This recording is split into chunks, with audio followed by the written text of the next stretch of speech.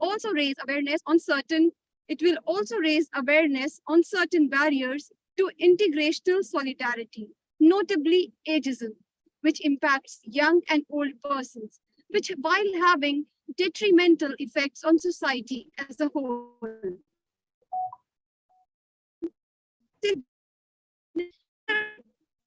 Addressed issue in health, human rights, and development, and has bearings on both older and younger population around the world. In addition, ageism regularly intersects forms of bias, such as impacts people in ways and prevents them to reach their full potential and comprehensively contribute to their community. The Global Report on Ageism, launched by the UN in March 21, highlights that despite lack of research, young people continue to report age-related barriers in various spheres of their lives, such as employment, political participation, health, and justice. The report also identifies intergenerational interventions as one of the 3 key strategies to address ageism. Intergenerational activities can also lead to a greater sense of social connectedness and strengthen intergenerational solidarity. Solidarity is the key for sustainable development. As we navigate the 3rd year of COVID-19 pandemic, it is especially important to recognize and address these age-related barriers to build back better in a manner that leverages all generations, strengthens and knowledge creation. The youth is the treasure and has the ability to mold the world in a better place. True. Youth is the treasure which every country is thriving on. Youth is the state of mind. Today, we all have gathered to break all barriers of age, to bust all myths, and try and create awareness.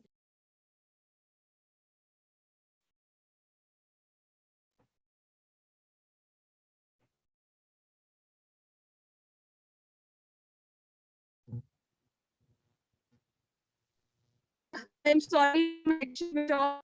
So we are trying to create a world of inclusivity. We are trying to create a world of acceptance, a world of recognition, trying to redefine youth in a better way. And in fact, redefine the term of youth. So the team ICERT is back again with a variety of international speakers to throw light on this topic, which requires attention and acceptance. Before we begin, some instructions for the participants.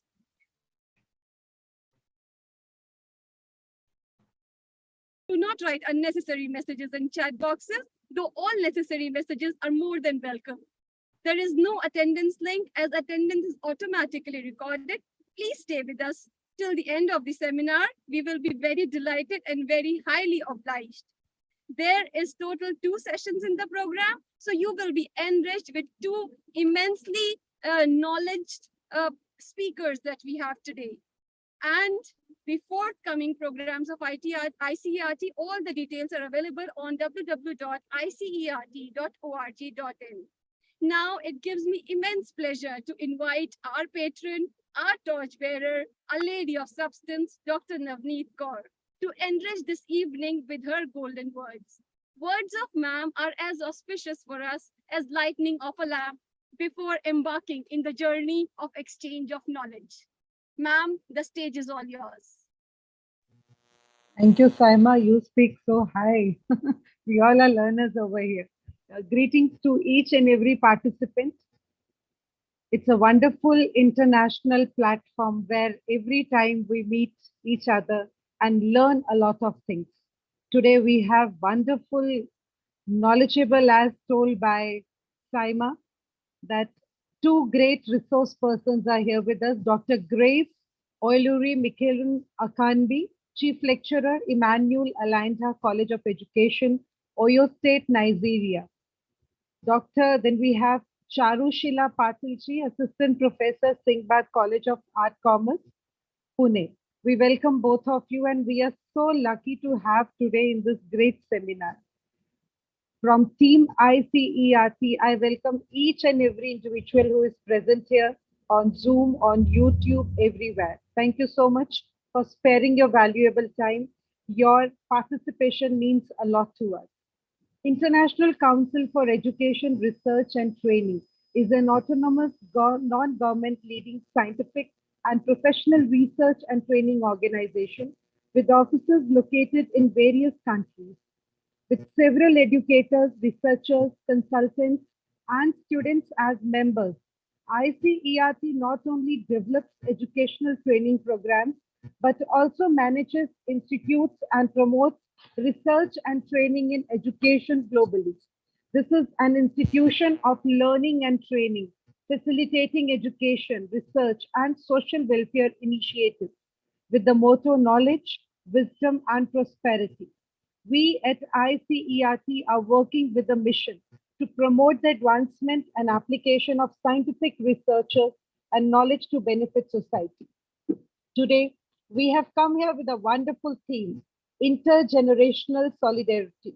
So today we are celebrating Youth Day, International Youth Day, creating a world for all ages.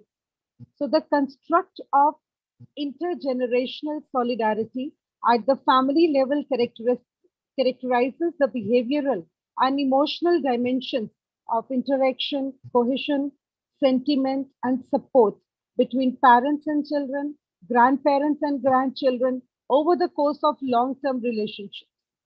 So, the notion of solidarity helps us to understand how people of different generations relate to help and depend on one another in their daily lives. Both the resource persons are going to touch the topic, and this is something very, very important for today's generation because when I am in third generation, what the fifth generation thinks of me, what the other generations are, that gap we need to just work on that so that we can understand each other well. Thank you so much, Saima. Saima is a wonderful moderator, and I hand over to Saima to start with the first resource person. Thank you. Thank you so much, ma'am. So, with permission of the August gathering, let us begin. Let us indulge in this very seminar of exchange of knowledge. So, it gives me immense pleasure to invite the first keynote speaker of the evening. Taking the program forward, I am introducing the first speaker of the evening, Dr. Charusheela Patil, Assistant Professor English, Singat College of Arts and Commerce, Pune. Dr. Charusheela has completed her MA, SCT, MPhil, and PhD from the Department of English, Sarvabhari Pune University. Madam has also completed a minor research project on the use of audiovisual aids for teaching English. She has 18 years of teaching experience. She is a recognized research guide for PhD, which all of us require at this moment to have good guides of PhD in every university. So she has also shouldered the responsibilities like students welfare officer, academic and research coordinator. She has participated in various state, national and international conferences in India and abroad. Madam has chaired the technical sessions like, to name a few, Canadian literature at an international conferences held at Kakia University, Warangal, Andhra Pradesh. So these are just few which I'm naming right now. Dr. Charusheela is awarded with a gold medal for the session's best presentation on ponderings on the dimensions of Indian culture at Bali, Indonesia. There are more than 18 research papers to her credit that are published in national and international peer-reviewed journals and 4 articles in books with ISBN. Madam is a recipient of Young Teacher Fellowship awarded by Savitri Bhai Phule, Pune University for participation in international conference at the campus Guwahati, Assam, and for participation in international conference at Bali, Indonesia. So Dr. Charusheela Patil believes in learning by doing. What a quote, ma'am, and it really inspires all of us. And it is quote of the day indeed, that learning by doing. That is what we all need to do. And she is ready to go the extra mile for the better results. What more should I say? I just have these words left. Please, ma'am, enlighten us all on your topic, building blocks, building nations. The platform is all yours, ma'am. Very good evening to ICERT team, and special thanks to Saima ma'am and Navneet Kaur ma'am for being so generous in my introduction.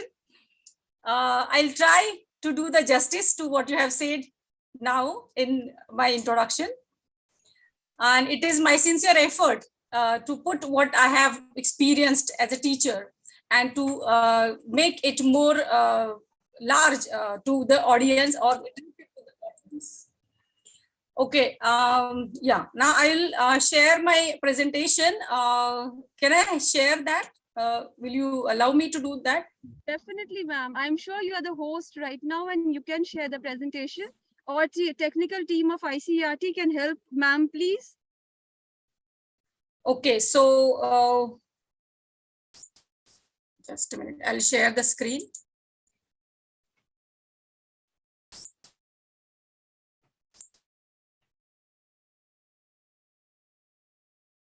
Are you able to share, ma'am? Is the option coming? Yeah, I have shared the screen. I'll just wait for a moment. Yeah, it is coming. Okay, can you all see the screen now? Navjot ma'am, can you see the screen? Because yes, now Yes, we can see yes, the screen. it is Yes, there. ma'am. Yes, ma'am. Perfect, perfect. Okay. So actually it is a big responsibility to convey this message of what I have thought of, and but I will try to the best capacities. Okay. Now, as this title of this presentation is that building blocks, building nations. And the very concept of these building blocks came to my mind when I saw the flyer, which mentions that it is about youth. And when it talks about youth, then I said, oh, they are the one who will cement the generations to come ahead. And they are the building blocks on whom the nations can be built erectly and candidly. So I thought of this title. And this presentation is basically a few experiments that I conducted, or as a teacher, I felt like, trying out with these experiments in class. And these are the results. These are some of the results that I would like to share with you people. Basically, when we consider what is a youth, then there are many associations with that, youth who is very energetic, and they want to live the way they want to live. But of course, we can make them live what the way they want. But as a teacher or as a parents, we need to give them a path or a direction in which they can go ahead for the better cause in the life. Okay. So I'll read it from this one, that this presentation is about my, okay. So I'll do it on screen. Thank you. So just make it a slideshow so that everybody can read what it is there.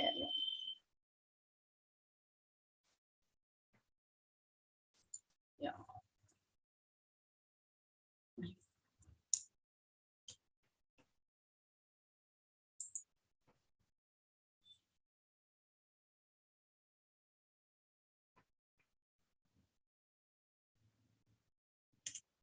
Okay, I think it will take some time, but meanwhile, I'll read it from the screen so that one can listen to me. Okay.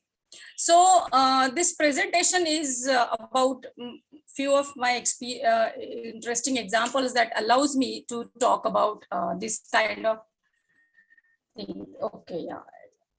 Now, can you see the larger version of the slide? No, ma'am, not right now. We can't see. I think I can see. You will be able to see that in a short while. Okay, maybe. Yes, ma'am. Maybe some technical error. Yeah. Okay. So they say,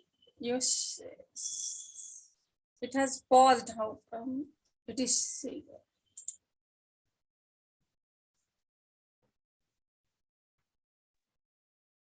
Ma'am, even this will do because the Okay, text is quite, visible. Yeah.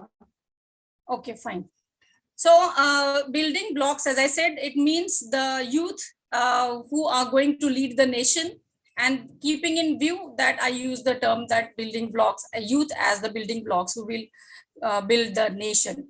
Now they say that youth is the biggest power, and it should be shaped and nurtured in a dynamic way. Now here, in a dynamic way, I mean that it's not only, we basically focus as teachers, we basically focus on curricular aspects or academic aspects as such. But I think they need the attention more than that also.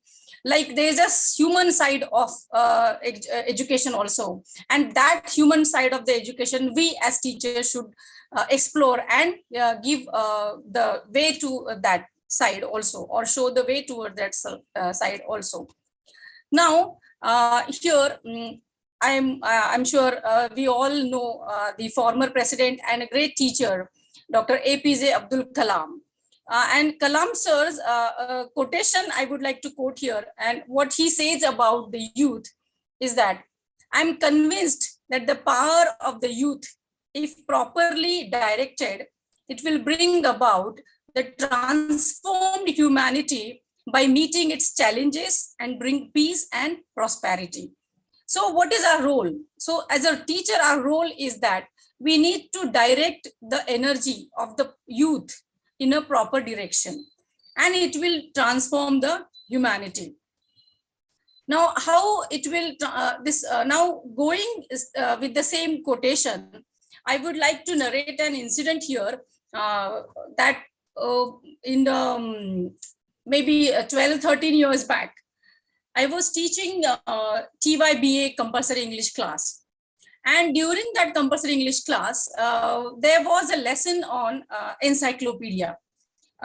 So when I was teaching that lesson about encyclopedia, suddenly a thought came to my mind that nearby Pune city, there is a encyclopedia center, that how encyclopedias are prepared. So I thought of, let's not restrict the learning of encyclopedia only to the classroom, and let them take to that to that place where the encyclopedias are prepared or formed. So the place is around 120 kilometers away from Pune, and it is known as Y, that place. So yes, Shanti, she has raised her hand. Is there any problem?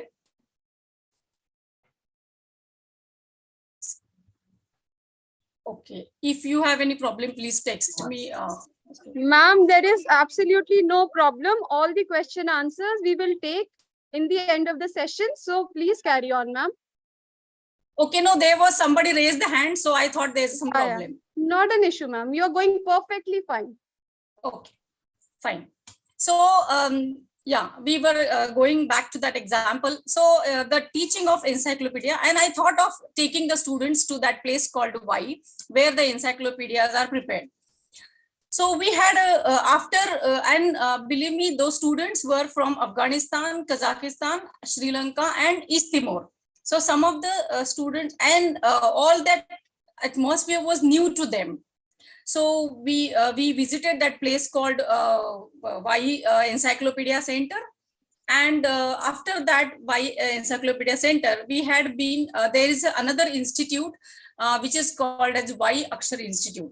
So which is also a famous institute, but that Akshar Institute is a school of mentally retarded students. And so I thought I should take these students to that place also. So what happened, I observed that during the classes or during the college hours, what I observed that these students they are spending lavishly on everything, like their clothing or their lifestyle. I could imagine, and sorry, I could see how they live in India. And then those students, when we went to see that ICERT Institute, which was a school meant for the mentally retarded students, then these students, they saw what is the condition of those children. They are there. And looking at the condition of those children, those students got moved. So it was so touching for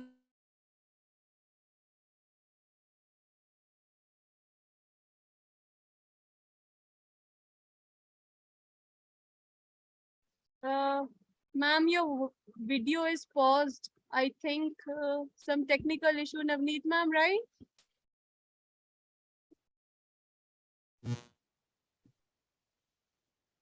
Yeah, Dr. Charusheela, can you hear us? Ma'am, I think her network has gone.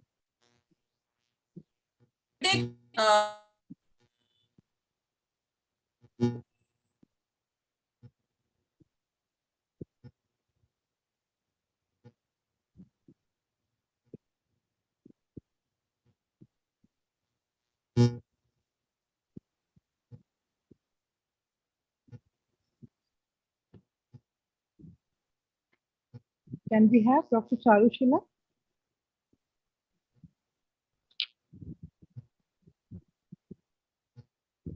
Ma'am, if even the screen is not visible, you can always carry on, No need for... Yeah. Okay. Yeah, please. So when those students, they said that, ma'am, we want to go, we will just come back in a few minutes. And I said, but the responsibility was with me. So how should I leave them alone there in that new place? But I said, okay, you go along with one of our colleague. And so they went with one of our colleague. And to my great surprise, what I observed when they came back from that 15-20 minutes time, I saw those students, they got lots of toys and lots of eatable food items. And then they said, ma'am, we want to give these things to these children because we know what they are not getting. And I did not say a single word to them, but they have seen the life that these children are leading. And as a result of that, they were so moved and they thought that we should do something for these children. And we all must have seen that many a times there are many people ask for donations. And so here they did not ask for donations, but these students have realized their responsibility and they went and they got something for the children. So for me, it was a very, something which I cannot describe my emotions in that, but that was something moved me. How come these children can do that without, me informing them like that? So that was one lesson, that they started learning caring for others. So that was one thing that one should notice here, that here then next, see, these are the students. Can you all see here? I have just added the photos here where the students have gifted something to the that school authorities, that we want to give them, and they have given. And they not only gave them, but one of them expressed that what they are, how lucky they are that they have been to that place. So this is something I thought I should talk about. Then I'll come to the next example. And this was like those students, like we have this month of Shravan now. And as we Indians, we have got so many functions or rituals, or maybe so many festivals during this month. And when we were celebrating these festivals during this month, we all know that there are many frequently holidays are there, some or the other day, for some or the other festival. And there was a student, Mehboob Wafa something. I distinctly remember the name of that student because he put me into a dilemmatic question, that I was unable to answer at that time. But then next, after that holidays, we came to the class. And this student, when I was about to start the classes, he just stood and he said, ma'am, I have a question. So I said, okay, Mike, what kind of question you have now? He said, ma'am, why there are so many holidays in India? And I was, at a loss lost how to answer to this question. But then suddenly I said, yeah, actually, there are holidays, I agree. But we Indians, we respect the culture of all the people. And that's why there are many holidays. And so then he said, So that was his, the thing that he understood, So as a teacher, I felt you never know what kind of questions will come from students. And this was the most difficult question that I faced sometimes, because what should I answer this, and then suddenly I said that because we respect all the cultures and that's why we live unity in diversity. So that was the one challenging question that I had from my student. Yeah. Then there's a next interesting, the third example that I would like to quote here, and it is about the same class, and I was teaching them that compulsory English, and in that text there was a lesson, and the lesson was a speech by Barack Obama. Now I would have read the speech, I would have explained the speech to the students in a class. But then I don't know why and when and how that idea came to my mind. Suddenly, when I was about to finish today's lesson, I declared in the class that tomorrow we'll have the lesson called a speech by Barack Obama. But then I said, I want somebody to volunteer for that. And then I said, okay, we'll have a role play. And so those students, Afghanistan students, they were large in number as compared to the localites. So one of the student called Ahmed Siar, he raised the hand and he said, ma'am, I'll be the role, I'll play the role of Barack Obama. And I said, okay, fine. And then I forgot what happened. I forgot. Okay. But next day, and I was in a state of mind that, okay, today I have to, that lesson of a speech by Barack Obama will be over. And when I reached to the class, I was about to reach to the college on that day, and I saw somebody coming from the front, and I couldn't recognize who that man is. But when I came closer, I realized it was Ahmed Siar, who was exactly dressed up like Barack Obama. And he was walking with the same grace. He was walking with the same erect style of Mr. Barack Obama. And that was the first thing that I said, oh my God, look, students take your words so seriously. Perhaps you may not, but they have taken my words so seriously. And he came walking with a grace like a president of America, as if he's walking like a president of America. Now, the journey became more difficult for me because, he has taken it so seriously. And then I went to the class. To my great surprise, all those students who were sometimes remain absent in the class, they also were present in the class that day. And so the class was full. Then, okay, there was a podium. And I said, I asked all the students, okay, open the book. And today, Ahmed will read that speech for us. And then when he stood there, he read the same speech with the same accent. Believe me, it was 12, 13 years back, this experiment was in the class.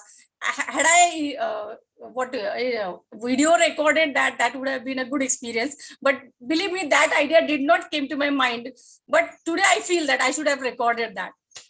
But anyways, but the spirit of that experiment is more important for me as a teacher. So Ahmed Ahmed delivered the speech exactly like, Mr. Barack Obama. And I, as a teacher, I was so happy that somebody has played that role so seriously. But the things did not stop there.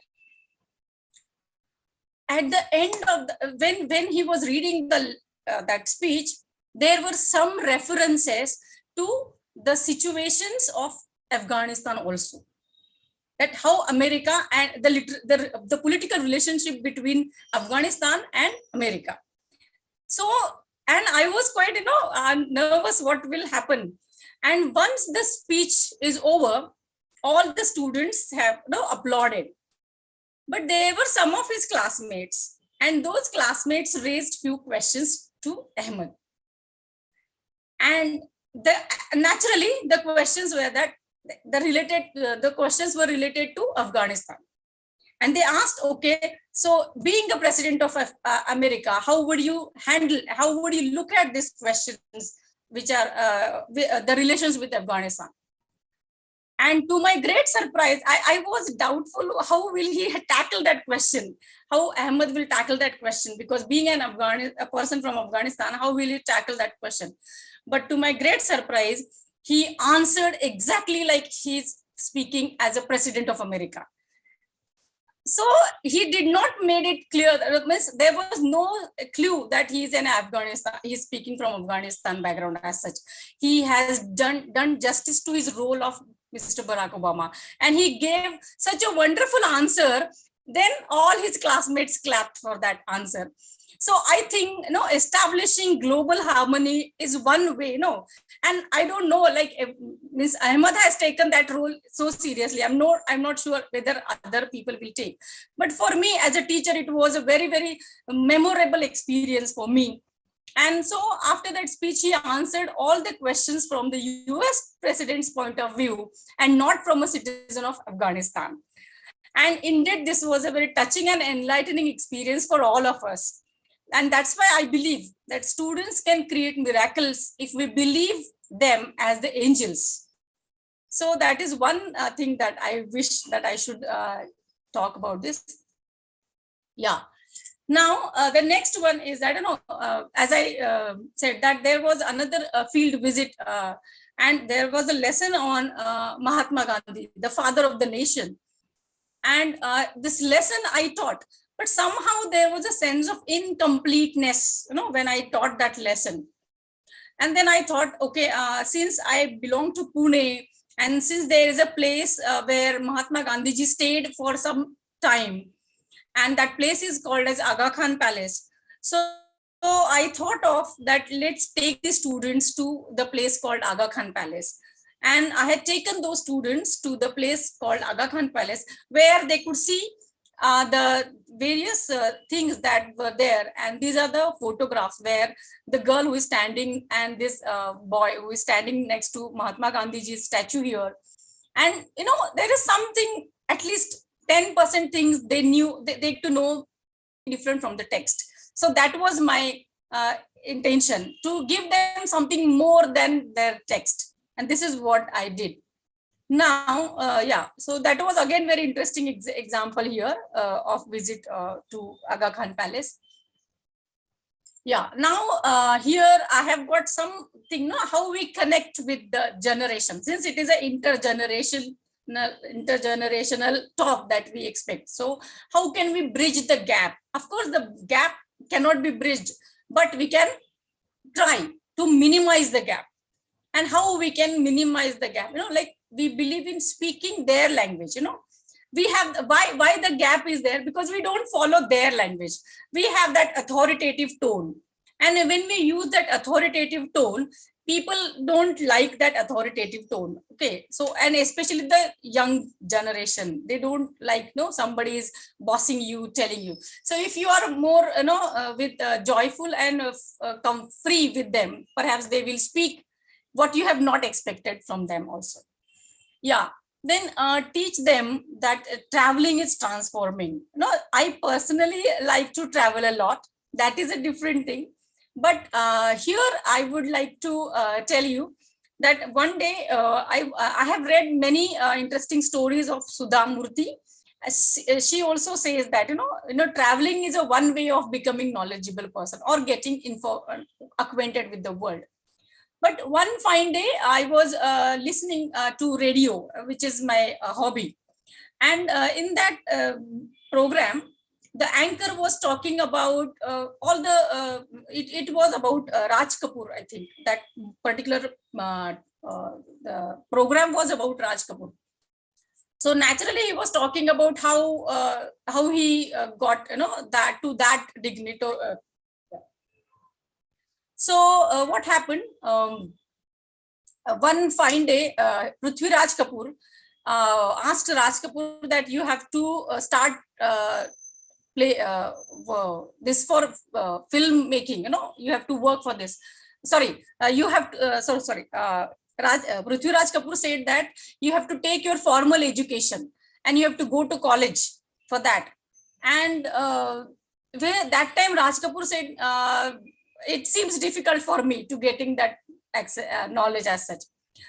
Or the formal knowledge. But then that time Prithviraj Kapoor said, okay, then if you don't want to go to college, then go and have a tour of India.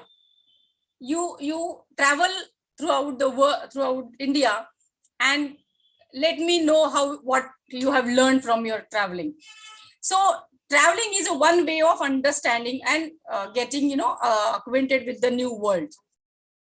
So I think traveling is transforming, because if you go away from your place, you come to know the world around you. So that is what, and so we should encourage our children or the youth to travel so that they can learn the world around them. Yeah, then teach them to accept the defeat with grace. Now here, sometimes, what happens, they are, we often teach them how to become successful. But once you are successful, the other side of the coin is that defeat is also a part of life, because it will teach you many lessons. So one should not get, carried away, or one should not become immediately, disappointed with single defeat. There are many more opportunities will come. So let the children or let the youth be taught with that the defeats are also part of life, and they should be accepted with grace. Yeah, then sensitive than sensible. Yeah, we should be sensitive to their problems than the sensible. By sensible, I mean to say the rational. We need not have to see or look at the problem with every time with a rational attitude. Sometimes we have to see beyond that rationality. We have to understand the emotions of the children. And one example that I remember, that I was head of that national seminar, national level seminar 5 years back, and I was head of registration committee. And there were a bunch of students, around 15 students were with me, and they were part of my team as volunteers. So since there was a lot of work, I told them that tomorrow everybody should come with tiffin, because we may have to wait little longer. So to my, what happened next day, to my great surprise, there were 2 students who said that, ma'am, we cannot bring the tiffin. So I said, why? He said, no, ma'am, nobody is there to cook at our place, and it is, if we want to cook, it is we have to cook. So see, when I asked them, perhaps this was not, I did not imagine that the student might have that problem also at home. So we often forget the other side of the coin. So we have to be sensitive rather than the sensible. Then inculcate among them the culture of respect. Yeah, nowadays what is happening, the culture of respect is, the people are becoming I mean to say, the self-centered. Why self-centered? Because they want easy and quick success. So I think the problem is there, because the success cannot be easily get as such. And then we have to teach them that attitude of gratitude. Now, what is that attitude of gratitude? We should be thankful to each and every person around them, because they may not directly help you, but their presence has made your life easy. So that is important, and we should be thankful to people around us. Unfortunately, we hardly pay attention to the other person who is indirectly a part of your life. Okay, so we need to inculcate that habit of attitude of gratitude among the students. Yeah, and this is, the bold and stand for the right. Now, standing for the right cause is actually very difficult, because here, sometimes we always think that apna kaam banta, bhad mein jaye janta, that kind of attitude, or being selfish as such. But that kind of attitude, somewhere we have to change, and we have to teach our students to stand for the right attitude, what they feel that it is and ethically right as such. Yeah. Then teach them to believe in the goodness and greatness of the people. Now, goodness and greatness of the people here, I will narrate a small incident here. And then here, what happened actually, I went to Mysore, and we had a 3 to 4 days stay at Mysore, me and my sister's family, my family and sister's family. And 4 days we were there in that city called Mysore. We had seen the whole thing over there. And there was a person called Mehboob Chacha. You know, he was a driver of that car.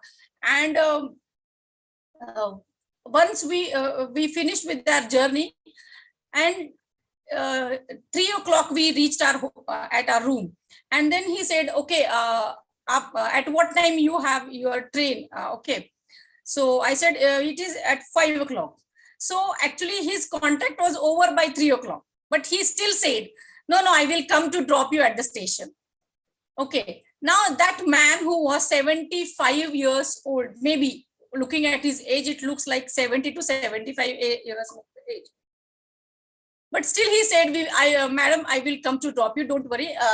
So he got his car again back to our hotel around 5 o'clock. And when me and my sister, then we boarded in the car and we reached the station. But when we were about to get down from the car, and we took all our luggage from the car, he said, ma'am, just wait. So I said, now what? I thought he's asking some extra or something. Oh, I don't know what happened.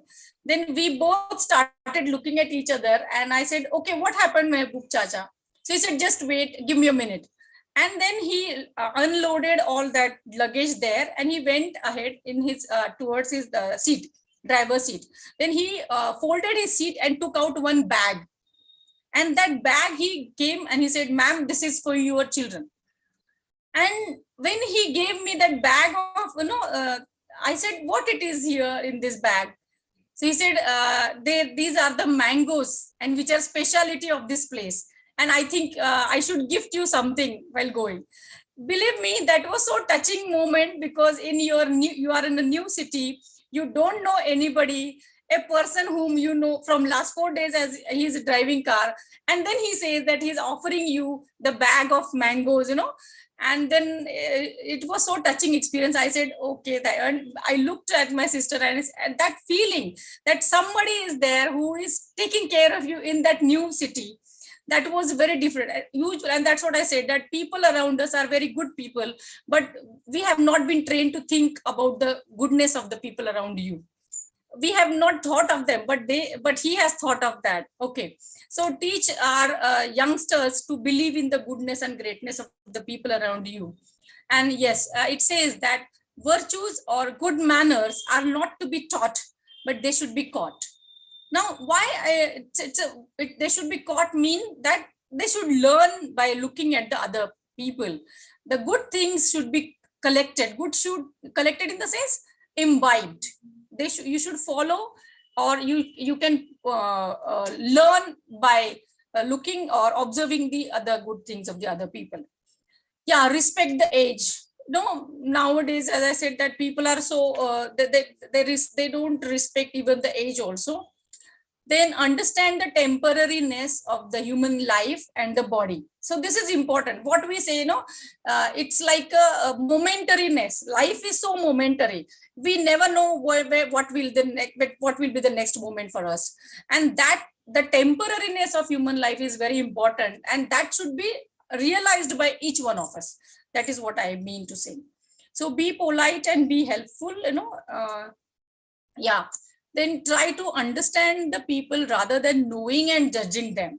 So we are very good at judging the people. He is or she is like that, but we don't put our shoes into ourselves into their shoes. And perhaps if we do that, I think we can become better human beings, because we can understand them better. Yeah, and then truth is that which is accepted by both, and than both or the large number of people than what we say, because we often keep fighting on the thing that what I say is the right or what he says is the wrong. So instead of that, believe that truth is that one which everybody agrees to that. Yeah, then try to understand your own limitations, and this will help us to understand the other people.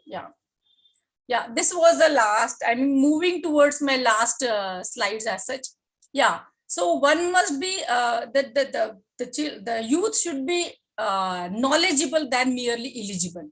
Now here, when we say what is the difference between knowledgeable and merely eligible, see, your educational qualification may give you the eligibility that you have passed this degree or you have this degree, so that will perhaps make you eligible. But knowledgeable in the sense you are appropriate and you are happy to do that work, getting it. So knowledgeable is something you are expected to be rather than merely eligible. Yeah, recently I heard this in one of the seminars, is that UGC has come out with this plan of training the people on field, training the people. And that's why that name, I think it is our honorable prime minister has coined this new term, and he wants all the people who are in the serving in the offices, they are no more be called as karmacharis, but they should be called as karma yogi. So they should be used, their talent should be utilized as if a yogi who is doing work with dedication. So that is important here. Yeah, I think, yeah, I finished with that. Yeah, now as I last this one, when we as I mean by limitations of human being, I mean to say that now recently we are still recovering from that COVID-19 pandemic, and we have not yet overcome that phenomena of COVID-19 as such. There was a lot of human loss and many other things that we cannot describe in words also. But we have also realized that there are certain limitations, that there are certain what we can say, as a human beings we cannot solve all the questions as such. And so we should understand that there is some power which will control, there is some what we can say, the existing existence that controls the things. So and that's why I have thought of an example here. And there's a American dollar, and if we read if we see, like we have in Indian currency, there's a written like Satyameva Jayate. So it is written in Indian currency. Similarly, in the USA currency or American dollar, it is written that in the God we believe. Means in the God we believe here means, I mean, what I felt and what I understood is that, in spite of being so modernized, so advanced in technology and science, still they do also believe in the God. So in the God we believe. That's what I understood or I thought of perception as. Yeah. Then yeah, the now the last slide that I think I'm moving towards that. Now somebody may talk about, now today's youth is so engrossed in the social media that lot of their time is spent on the social media. So that has become a pressing problem for all the countries. So as I said that earlier, use their language. So if you want to spread any good thought, you can use social media so that they can follow and understand. Yeah, and the last one here is that do not hesitate to learn from them. So we have to keep aside that ego of being, the old person or being the elder one. So we can learn many things from them. And believe me, sometimes, you feel life is so comfortable when we learn something from this small, at tip of that finger, they can solve our problem. So we should learn from them. And so that, I think that will bridge the gap so easily. Okay. Yeah. Now here, actually, I have a small video that I thought that I should show it to you. I will try if it in that by opening a new screen. But let me see if I can, because it should be typed in another screen window. Just give me a few minutes so that I can do that.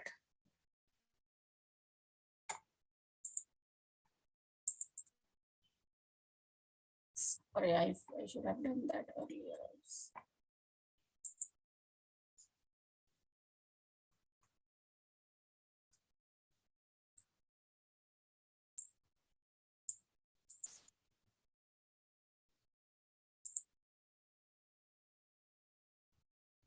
Oh my God, how to do that now? I just request organizers, can you copy this link and show in a different window so that everybody can see? It's a YouTube video, because if I minimize it, perhaps it will not work. Can we do that? Technical team, ICERT, please help, ma'am. Okay, so I just want to play this video. Okay, ma'am.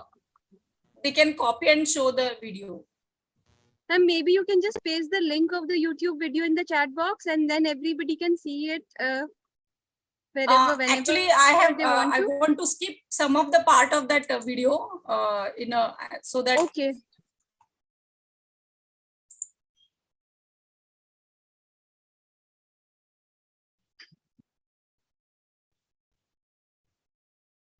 Ma'am, maybe technically it is not happening because I can't see it playing. Okay, then I can paste that link in the chat box. Yes, ma'am, that would be great. Okay, so I'll paste the link. See the after 14. Just watch that. 14.52 seconds. Like after 14 seconds. Okay, watch the video. Okay, ma'am. Ma'am, you can write it in the chat box, and everybody will follow. I'm writing that. Yeah. But it would have been great if I would have. I'm sure it feels more lively when you show it yourself, but sometimes technology, as it is a boon, it becomes a ban at times. So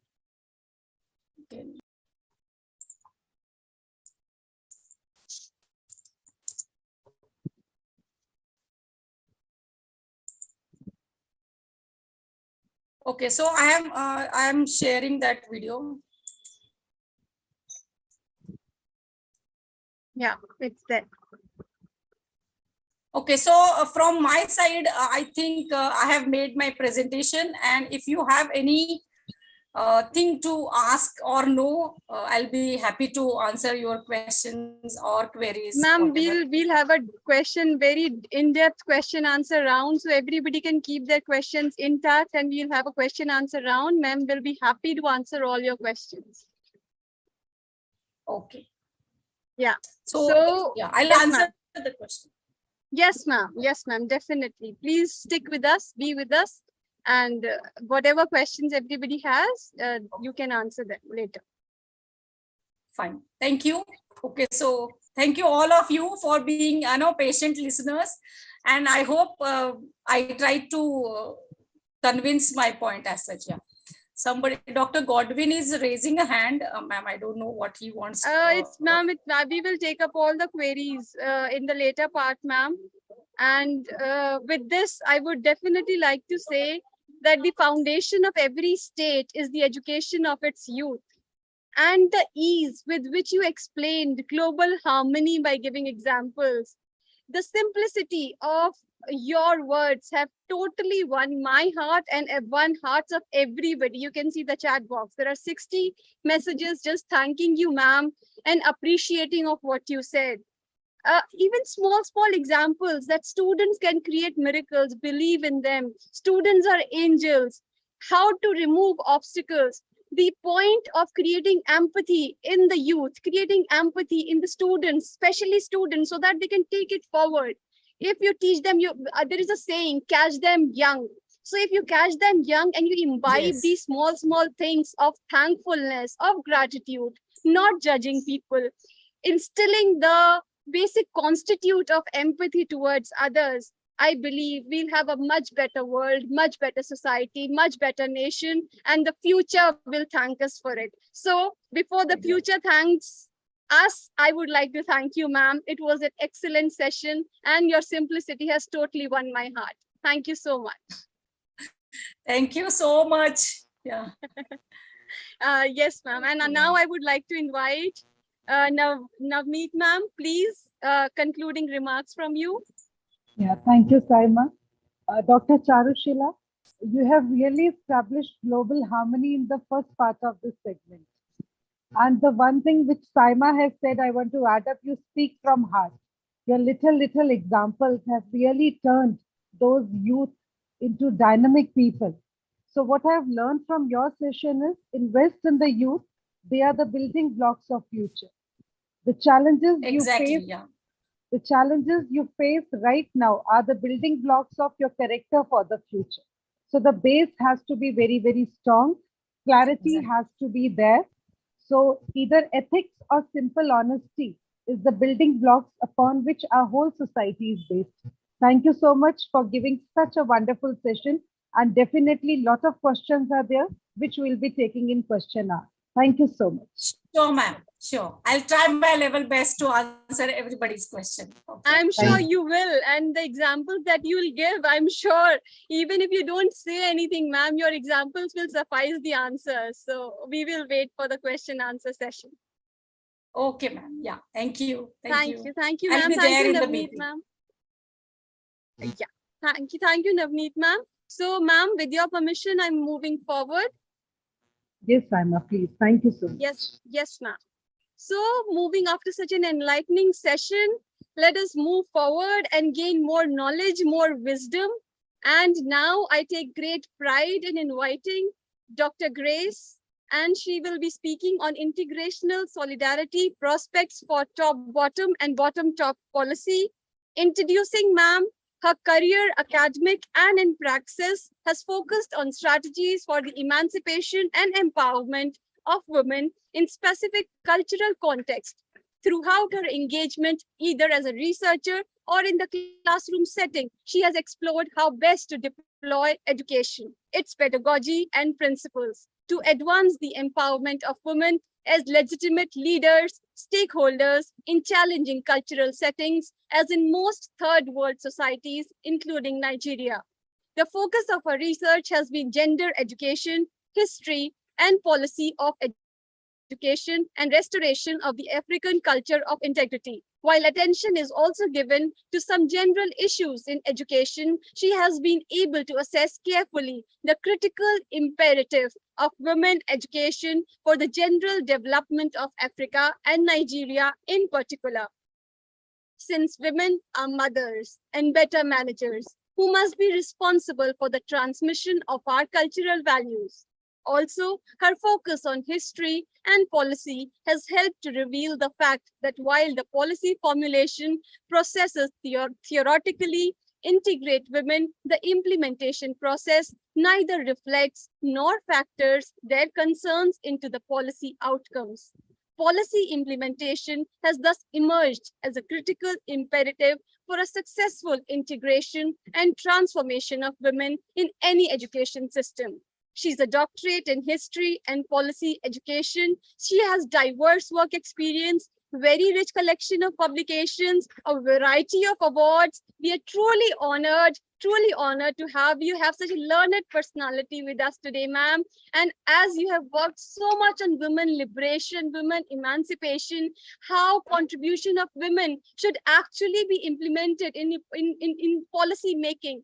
I am thrilled to have you here with us, and I am waiting to hear you. The stage is set and the stage is all yours, ma'am. Thank you for having me. Good day, everyone.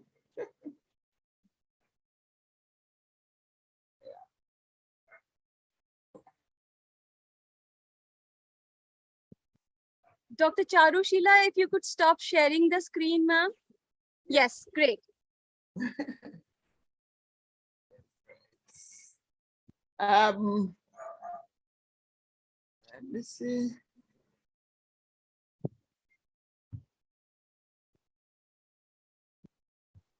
Ma'am, we can see your screen.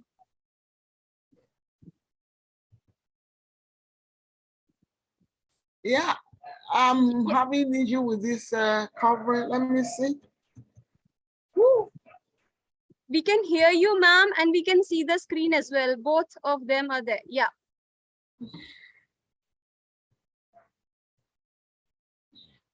Can you hear me now? Definitely, we can hear you, ma'am, and we can see the screen as well. You can make it full screen if possible. Otherwise, this is good. I really want to get out of the full screen to see that everyone sees that. There is an icon right down on the right side. Yes. Where you can do that. Extreme right, ma'am. The three icons, one of these, ma'am, this one.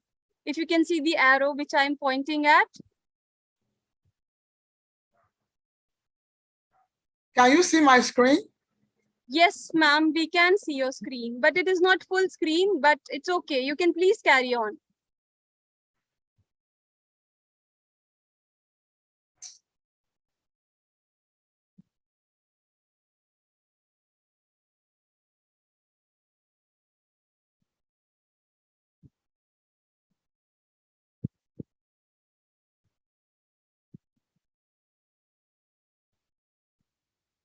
Can you still see it? Can you Yes, ma'am, see? yes, ma'am, we can see it. It's moving. You can carry on, ma'am. Okay. The title of my presentation is Intergenerational Solidarity, Prospect for Bottom and Bottom Top Policy. Let me start by saying that, oh, I'm coming.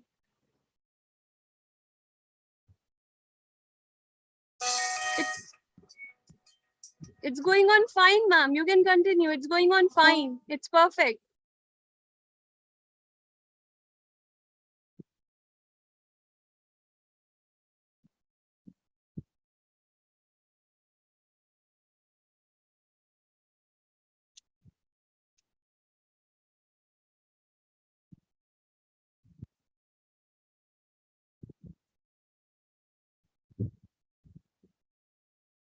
Yeah, now it's perfect. It's full screen.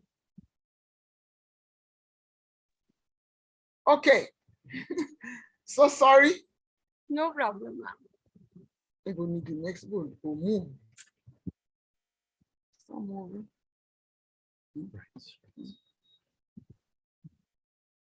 Yeah, the theme for this year's Youth Day could not be more apt.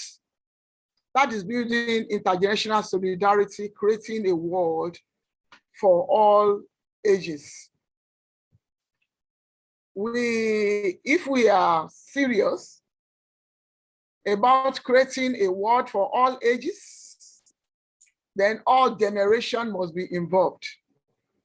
And that is why I'm hinging my presentation on the 4 pillars of education by UNESCO. And this makes intergenerational solidarity a necessity. There should be constant interaction between old and young generation for effective development. Otherwise, if it is only the older generation that is interacting, we may not have a word for everyone. So the most important thing is there is a need for reorientation and shift from a form of autocracy where we believe that everything has to come from the top. And top this time around could be older generation, could be the administrators, and could be policymakers. But I'm an advocate of networking between generations, and we should make space for all ages. Educational processes, evaluation of policies, mentoring and community service will benefit immensely if there's network between generations, and nobody should be left out. The earlier we consider incorporating youth into evolving policies, the better for the world. Otherwise, youth will see policies as their policy and not our policy. So the focus of this presentation is that there should be a policy on youth involvement in every decision-making process that affects society, it should no longer be the exclusive preserve of the older generation. When we talk of intergenerational, it involves coming together or involving multiple generations, old and young. It allows for mutual understanding and participating in the affairs of the family or society. The intergenerational household is a common feature in the African culture, where great-grandparents, grandparents, parents, and children live together and make decisions jointly. Though sometimes the findings of older generation are often considered the best. And this shows also the fact that the top-bottom is preferred most of the times in making decisions, even in Africa. However, sometimes you discover that decisions taken will not make a headway if children are not involved. And you want to look at solidarity. It arises from, or is a product of shared responsibilities, purposes, objectives, and interests between members of a group or between classes, peoples, and in this discourse between old and young generations. So you cannot share responsibilities, purposes, objectives, and interests if you are not part of the process. That is why it is very important for the people at the bottom, the youth, the younger generation, to be involved in decision making. And I try to look at some synonyms for solidarity. This will help us to actually understand what we're talking about. Accord, agreement, alliance, comradeship, consensus, federation, fellowship, harmony, indivisibility, and so on and so forth. The question is the older generation willing and ready to allow the younger generation at the level of comradeship? Are they ready? Sameness, union?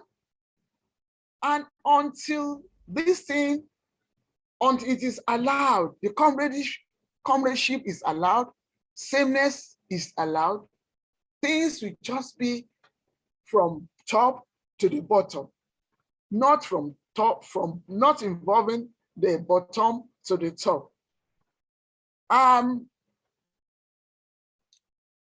The top to bottom is an arrangement where policies emanate from the top echelon to administrators and are passed down to implementation implementation without the younger generation's involvement in developing the content, implementation processes, monitoring, and evaluation. When decisions are made from the top, accompanied by instructions passed down to the actual operators, not minding the applicability, it is more or less autocratic. Therefore, there is nothing like comradeship, consensus, and teamwork. And it is only when you have consensus and teamwork that things will work in the society and will be able to create a world for all ages. And the top to bottom implies evolving policies from the bottom level, that is the younger generations, with input from the top. It is not saying leaving the entire process in the hands of the younger generation, but giving them meaningful opportunities to participate. When you give them opportunity to participate, they are committed to the achievement of the aspirations and goals. But if they are not involved and they are not seeing this as our policy, then they may just put on a nonchalant attitude, and you will not know whether they are interested or not, and they may not even show interest in whatever way you may expect them to do. There was this Intergenerational Solidarity Index developed by Keynote in 2020, and he used 122 countries to measure how much each nation provides for the well-being of future generations. And it reflects the African attitude. You know, I'm conversant with Africa. I don't know whether this attitude occur in some other nations. The attitude of it must be from the top. The elders must do it. The administrators must do it. Unfortunately, the last 8 nations on the ICERT table, Zambia, Mali, Cameroon, Mauritania, Nigeria, Angola, Guinea, and Benin, were all from Africa. And if you compare their Intergenerational Solidarity Index with that of Ireland, Sweden, and Nepal, you see that there's a big, broad gap between them. So we can see that in most nations in Africa, they don't give opportunity for the youth to participate in formulating and implementing policies. And this result on the index table should send signals to those countries with low index to embrace the interaction between bottom-top and top-bottom. So it shouldn't be top-bottom only, but it should be an interaction between the two. When we look at the prospect for the bottom-top and top-bottom policy, we'll see that it will enhance a lot of progress in the society. But before I continue the presentation at this junction, and if I'm permitted anyway, I would like to note that the seminar organizers are advocates of top-bottom policy only. Suppose they truly advocate intergenerational solidarity by creating a word for all ages. We expect youth to present during this seminar to share their idea on how it will work, how we are going to create a word for all ages. But all of us participating in this seminar now, we are the top people. We are administrators, people who are connected one way or the other, administrators in the ICERT, and so on and so forth, and even in higher institutions. So how can any society develop policies that will affect a particular generation without involving it in the formulation and other processes? We can see that we are missing it. When you have youth program, we are celebrating the Youth Day, and we are bringing up a pertinent topic that will affect everyone. We want intergenerational solidarity, but a particular generation is left out. We don't know their view. We don't know what they want. We don't know what will be their attitude towards what we are saying. And just like Mashiva said when she was presenting, said they can create miracles. Youth can create miracles.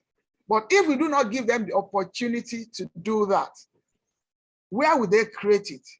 How will they, really express themselves in our society and in the world that want to create for everyone? So we really need to involve them. Inclusive and participatory policy dialogue, along with mutual accountability, transparency, and synergy, is a prospect for top-bottom and bottom-top policy. When there is synergy between the generation, there will be transparency. People will be interested in contributing ideas, whether young or old, and everything will move forward. So ideas on developing and implementing policies should no longer be the exclusive preserve of older generations. especially on education, society general development, and welfare, if the world expects meaningful and balanced development. Another area where there is a prospect for this interaction is the evaluation of educational processes. Evaluation of educational processes has always been a top-bottom affair. Lecturers evaluate students. Students are not given the opportunity to evaluate lecturers. And you know, because this is not happening, because we are not giving the youth the opportunity to contribute from the bottom, some people are now seeing themselves as stingled, especially some lecturers in the institutions of learning.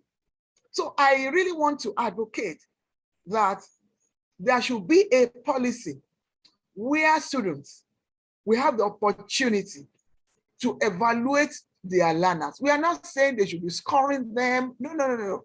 We can develop questionnaire and let the students bring up their opinion about a particular course, about the lecturer, the way he teaches, and so on and so forth. And that will give us the opportunity of assessing or evaluating the teaching learning environment. The world is witnessing an unprecedented technological feat by the younger generation in ICT, whether we like it or not. In higher institutions, there are some lecturers who are not versatile in manipulating computer, in contributing in online conferences and so on. And they have students who are very skillful. Humility is necessary here.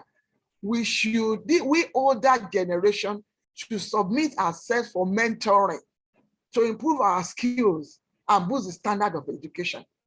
We shouldn't be thinking in terms of having a lecturer for the past 30 years, for the past 30 years, and so I cannot allow small boy to start teaching me. No. It's a matter of improving yourself and making the world better for everyone. Suppose there is genuineness in creating a world for all ages through intergenerational solidarity. It should get to a stage in our world when curriculum content will have to emanate from the bottom before any input from the top, because most of the time, those at the bottom bear most the brunt of a failed educational content. The youth that we are developing the educational content for, they do not have input. We are not sure whether they really need the content. And that is the problem now, especially in Africa.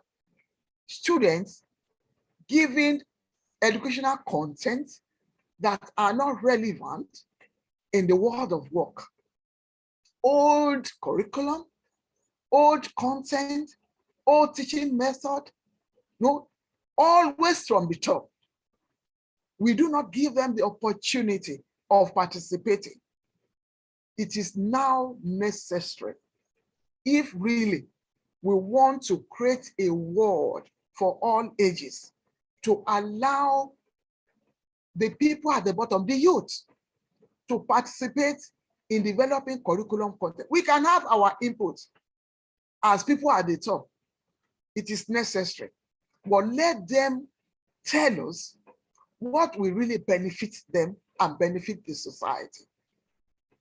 So it is part of the interaction that we are talking about. And the 4 pillars of education developed by, suggested by UNESCO, learning to know, learning to do, learning to live together, and learning to be. No, these pillars were reworked by Noah Sub in 2021 to become learning to study, inquire, and construct. And how do you learn to study, inquire, and co-construct? Can a single person co-construct? You co-construct with other people. So it needs intergenerational connection and solidarity to reconstruct society and make it worth living for all. Learning to do, now learning to collectively mobilize. From top, we mobilize from top to bottom, from bottom to top.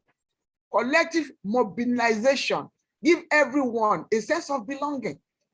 When we mobilize together for policies, for implementation, for evaluation, then we are all committed to the success of whatever we are doing. But if we are not doing collective mobilization, the mobilization is from the top to the bottom. By the time you get to the bottom, and the bottom is not interested in what you are bringing, they will not mobilize for the success and the achievement of what we are bringing down to them. Then learning to live together has been reward to me, learning to live in a common world for everyone, where we can tolerate and respect the rights of others and the way of being. You know, I'm a youth, yes, I have my capability. Somebody is older, he has his capability, he has his vulnerability, and we begin to, tolerate and respect each other. And at the end of the day, we make a way forward. And the last one, learning to be. Noah rewarded it to become learning to attend and care. You see, it's very, very important to understand our capability and vulnerability. We'll be able to reflect on how we affect and others affect us. It is not a one-sided thing. People need to understand the feelings and rights of others. We don't have to impose our ideas on the people at the bottom. Let ideas interact. Let them have meeting points. Let people know that they are relevant. Give them appropriate place and see that you allow them to bear their mind on whatever we are doing. That is when we can begin to talk of intergenerational solidarity. And that is when we can build a world where everybody will live without being oppressed. Now, it's very important to have these 5 minds for the future by Howard Gardner. When we network, when there is networking between the top and the bottom, backed by legislation, it will make us all to fail in creating a world for all ages. Networking is very, very important. And the first mind that both people at the top and at the bottom must possess is disciplined mind, which apply diligently and improve steadily and continue beyond formal education. When we have disciplined mind, we allow both sides, the top and the bottom, to apply whatever knowledge they have diligently. It will give them opportunity to improve steadily. And beyond schooling, there are some things we can learn from the top, from the bottom, beyond the formal education.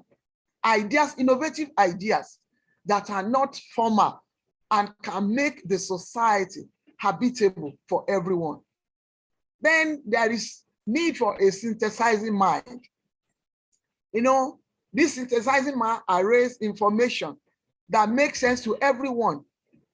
It has to make sense to everyone because if I'm bringing an information and I'm only looking at the information from my own view, from my own side, I'm not ready for anyone to bring in, and I'm not ready to synthesize another view into my opinion. then it cannot work. So we have to possess a synthesizing mind so that whatever information we are passing either from the top or from the bottom will make sense to everyone. The next mind we need to do is creating mind. It is not only the people at the top that can create. When my other colleague was presenting the other time, she said the youth is the biggest power. They have biggest power to be nurtured, to be developed. They are dynamic. So the creating mind, what the top we create may not be enough for all the time. The bottom, the youth, they can also create. And when the two create, when they have the creating mind, then they begin to exist together. They begin to find new solutions to questions that are arising. They make quality judgments, and they accept each other. So it is very, very important to allow for creating mind, especially we at the top. We should allow the people at the bottom, the youth, to create things for the new world, to develop, so that at the end of the day, it will be useful. The world will be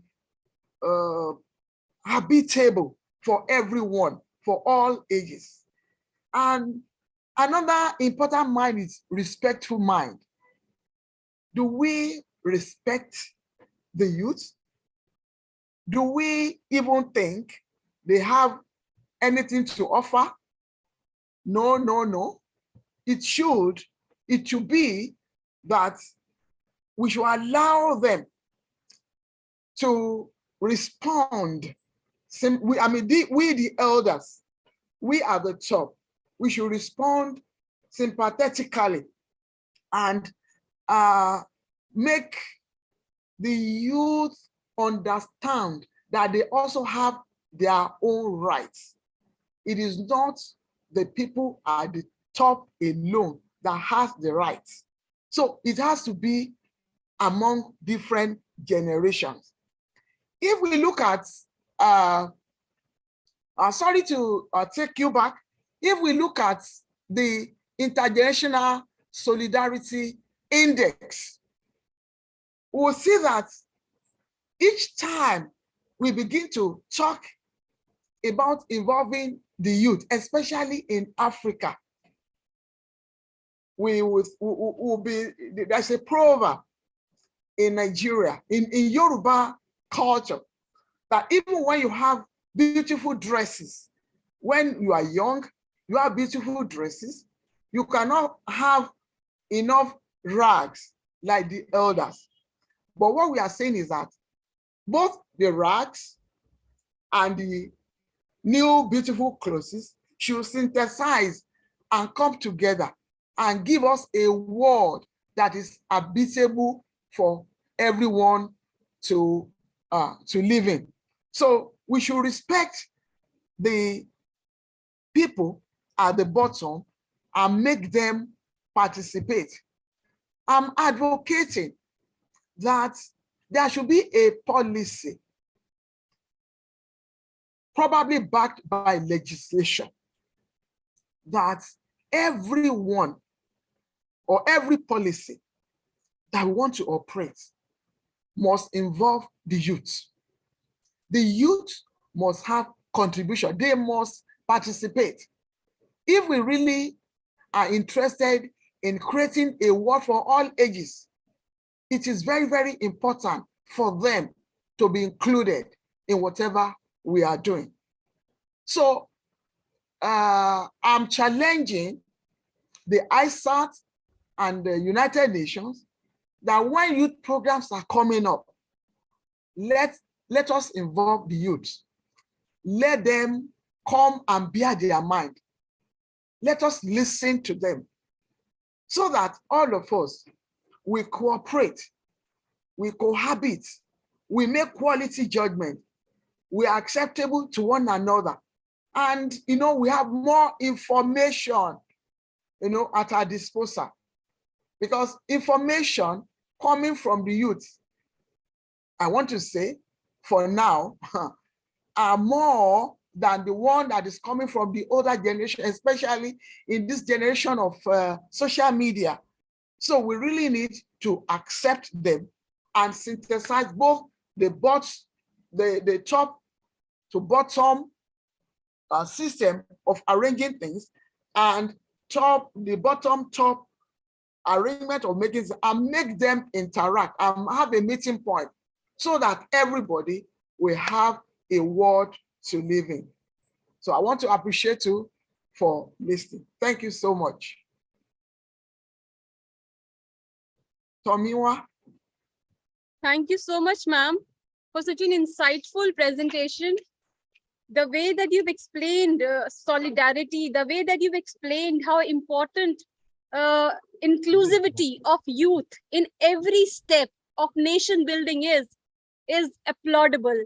We all here sat and we listened how the necessity of solidarity, how we need to bridge the gap between old and the young, how we need to accept the new changes that are happening, how we need to shift from autocracy. Nobody should be left out. Everyone should be included. Policies, there should be policies, proper policies in the nation to ensure that nobody is left out and everybody is included in the nation building process. The youth involvement in every decision making, involvement of youth should be there. You explained so well, learning to know, learning to do, learning to live, learning to be. The simple ideas of learning, which we never understood, you have explained them beautifully, ma'am. Then you explained about disciplined mind, synthesizing mind, creating mind, respectful mind, some things that we do not consider or ponder upon. You explained everything in detail. You advocated a policy that there should be a policy that should include youth, and youth should be included in every step of nation building. You talked about complete inclusivity. You talked in detail about all important aspects of solidarity. So thank you so much, ma'am, for making this session so enlightful, so thought-provoking, and it was a great session. Thank you so much, ma'am. And now I would like to invite Dr. Navneet to give her closing remarks. Greetings, Dr. Grace. Thank you, Saima. I truly appreciate, Dr. Grace, you being a great facilitator. Facilitation is the art of stimulating deeper understanding, fresh thinking, and behavioral transformation. And you proved it true. So constant interaction between old and young generation for the effective development is the key point we have taken away.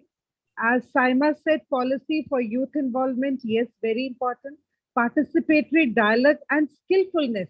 Even different policies over here also are emphasizing on skills and competences. I think globally, it is very, very important for the youth, and it is necessary to provide opportunities to express, to participate, to contribute, and to evaluate the environment too.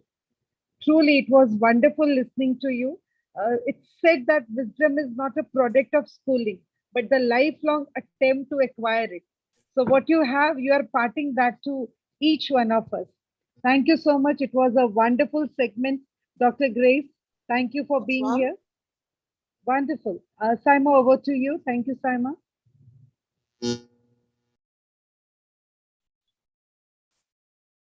You need to unmute. Yeah. So my heartfelt gratitude to both the speakers and asking them to please be with us since the question answer round is starting in another 2 minutes after I make a very special announcement. So I have a very special announcement to make, and I proudly, as a part of team of ICERT, I am making this announcement on behalf of team ICERT. International Council for Education, Research and Training, ICERT, is organizing a one-day international multidisciplinary conference on recent transformations in education, health, management, and research. on September 25, 2022 at IIC New Delhi. For registration and more information, please visit www.icert.org.in.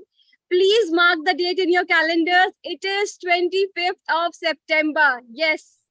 And applications are invited from teaching professionals, academicians, research scholars with teaching experience, and health professionals in teaching for Dr. Sarvepalli Radhakrishnan Global Educator Award 2020. So yes, we are accepting applications for this prestigious award also. So all of you mark your calendar, 25th September, it is the big day for ICERT.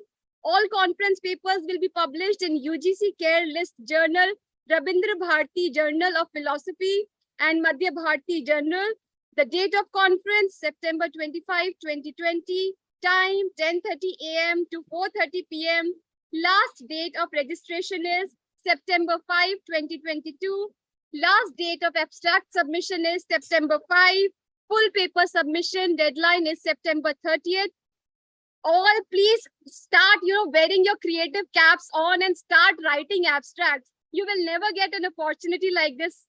This I am assuring you. ICERT is giving you a platform worth going on and presenting your papers. It is an international conference and selected papers will definitely be published in UGC Care journals.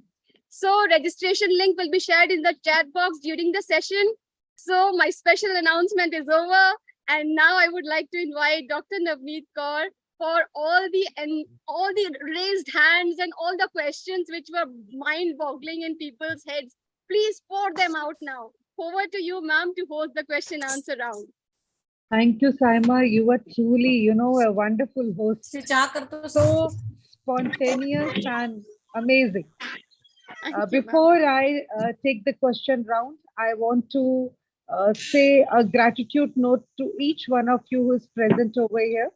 It gives me immense pleasure to deliver the vote of thanks for this event to all the dignitaries, Dr. Grace, Dr. Charusheela, and all the participants from different countries. Thank you so much.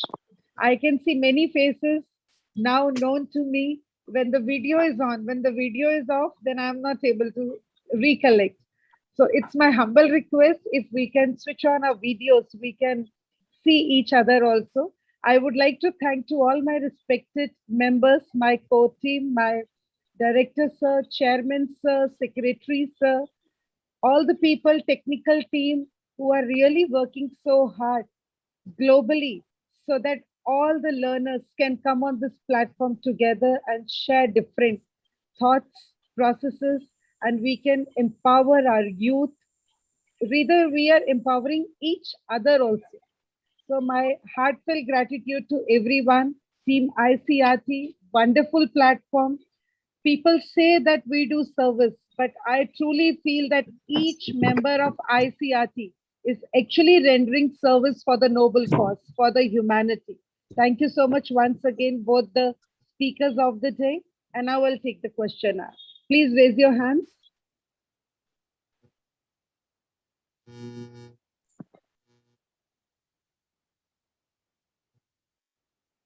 I'm waiting for raised hands so that I can call upon. Ma'am, there is a raised hand of Miss Taibu, right? Okay, please if I am unmute. pronouncing it right, yeah. Yeah, right. Miss Taibu, please, if you can unmute yourself and please ask your question. We have next 10 minutes for question round. Miss Taibu. Can you unmute yourself? No. Technical team, please help. All those who want to ask questions, please help them.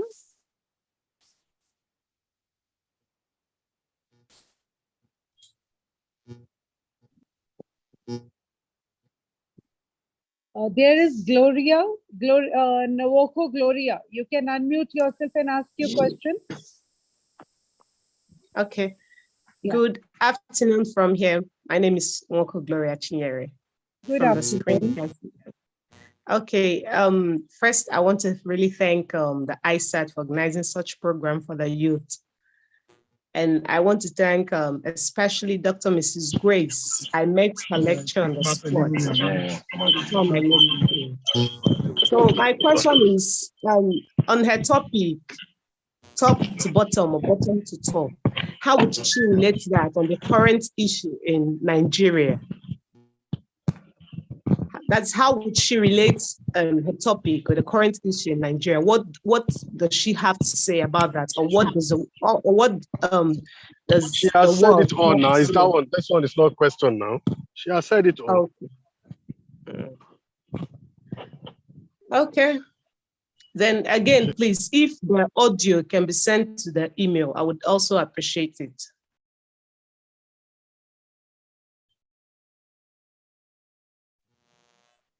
Grace, do you want to add something here? What she has asked? No, there was interruption there, and Okay, somebody was trying to. No problem. I'll request all others to mute themselves so that Dr. Grace can answer.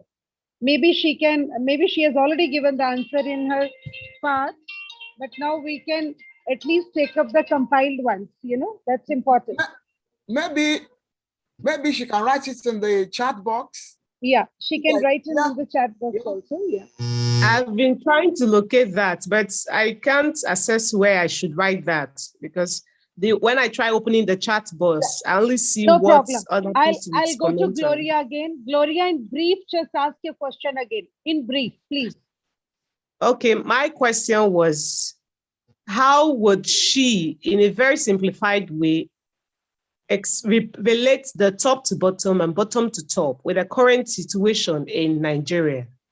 Because the persons at the top, yes, they have refused to allow the persons from the bottom to function or to air their opinions. Wonderful. Yes, Grace. That is why we are having problems in our society. If we continue to operate the top to bottom without giving opportunity to people at the bottom, it will not work. Let me relate it to what is even happening in Nigeria now. They are preparing for 2023 election. You can see how youths are now shouting, it is their turn. Yeah. Yes. Because most of the times, they just bring old ideas that are not relevant to the world, that is not giving people the opportunity to express themselves. And that's why I am advocating that time is ripe for nations of the world, especially in Africa, to give opportunity for those people at the bottom to contribute. We have sharp, intelligent, committed, and robust youth who can make society move forward. But those at the top will not allow. And this is what we are saying. It has to start from education. Give opportunity for students to let us know what they would like to learn, what is relevant to them. Don't continue to drop junks on their table.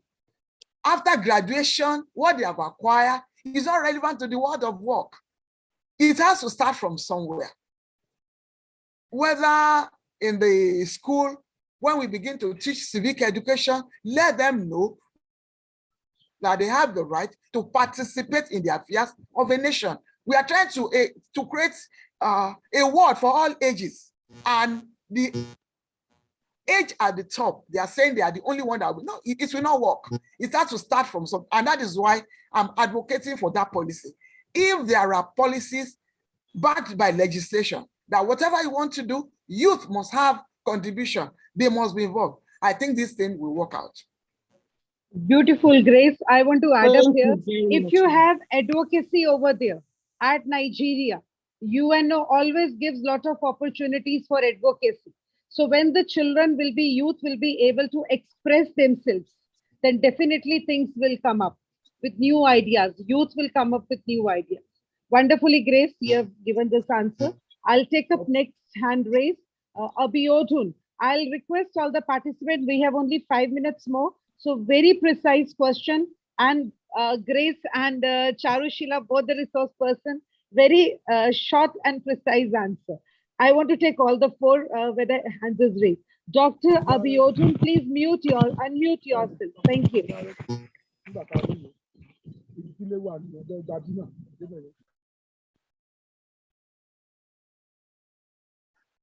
I was not allowed to talk. I cannot mute myself.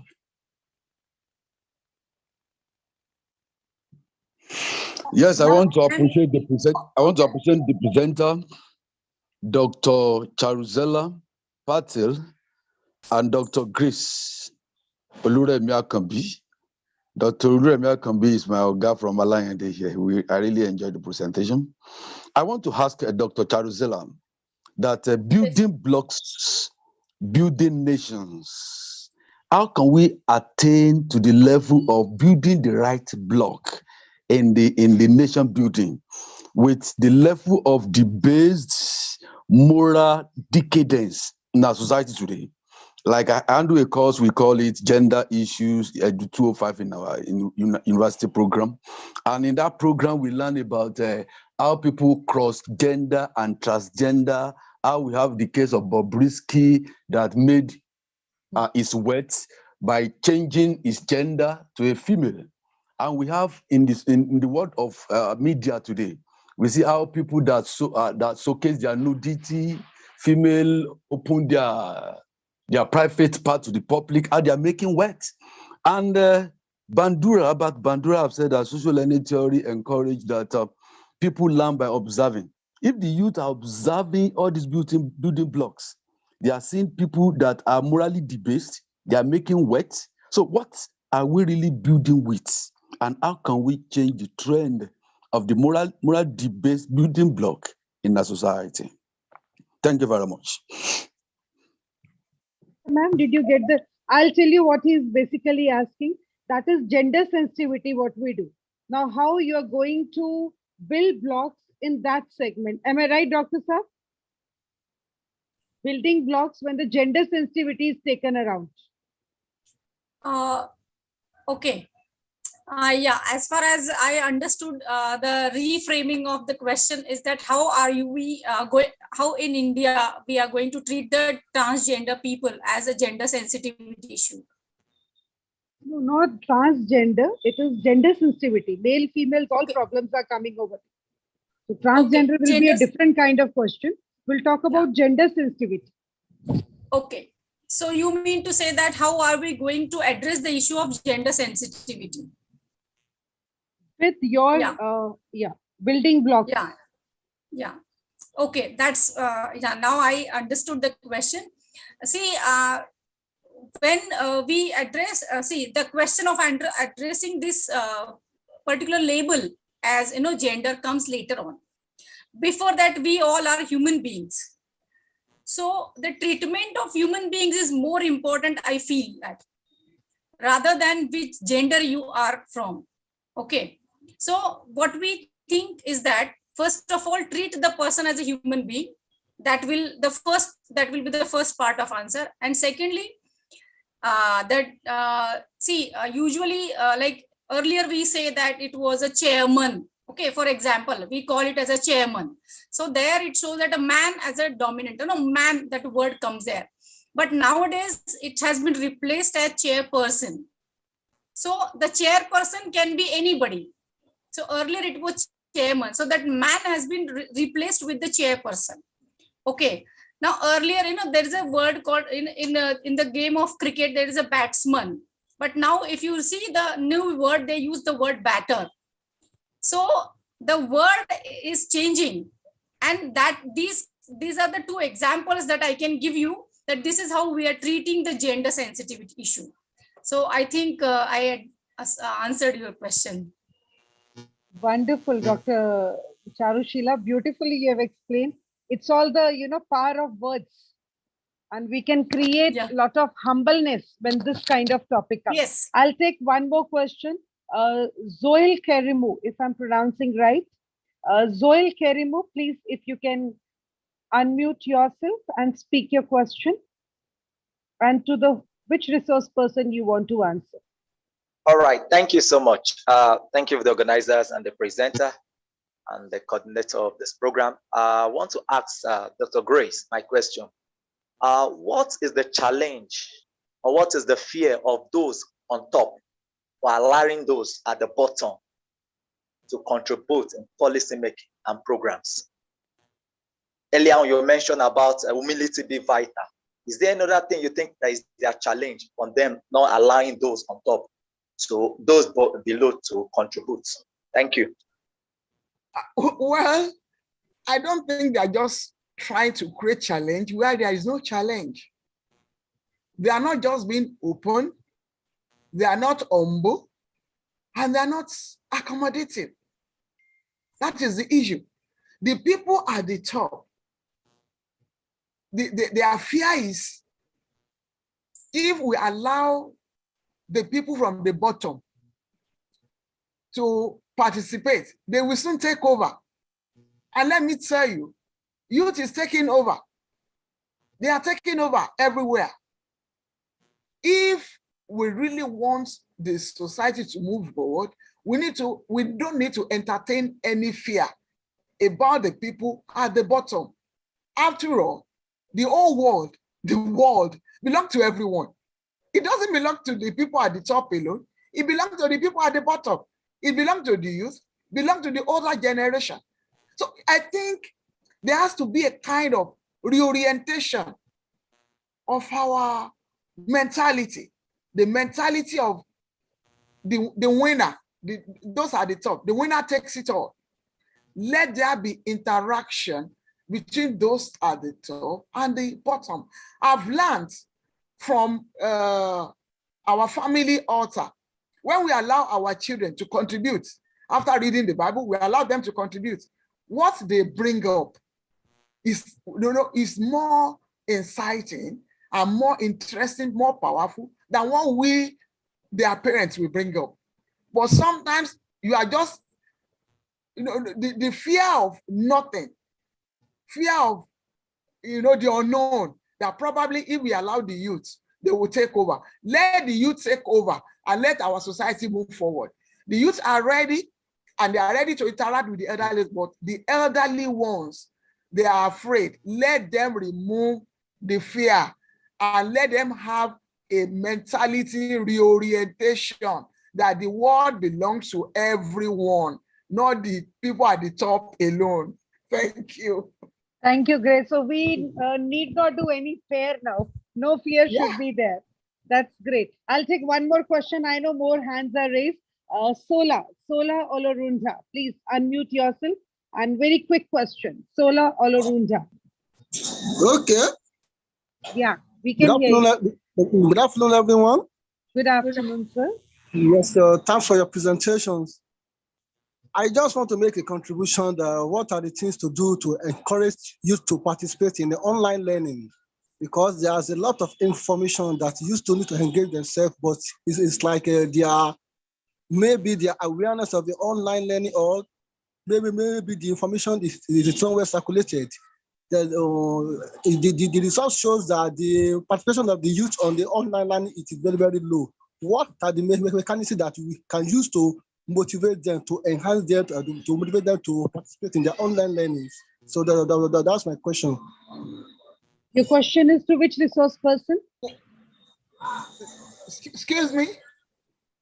Or anybody can give answer. The question is how we can motivate people on online learning. Am I right, sir? Hello? Excuse me. Yes, Dr. Grace. Yeah, Dr. Grace. What he's trying to say is that most of them are not even aware that they are more interested in social media.